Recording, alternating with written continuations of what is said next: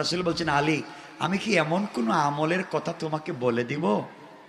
কি আমল রাসূল? যে আমল করলে ডাইরেক্ট সোজা জান্নাত। সুবহানাল্লাহ নাই, মধ্যখানের কোনো প্রবলেম নাই, ডাইরেক্ট জান্নাত। ইয়া রাসূলুল্লাহ, এমন আমল কি আর কেউ বাদ দিতে পারে? জীবনে কত নাফরমানি হয়তো করে ফেলছি, আর আপনি আমল বললেই যদি জান্নাতে যাওয়া যায়, তাহলে বলেন না।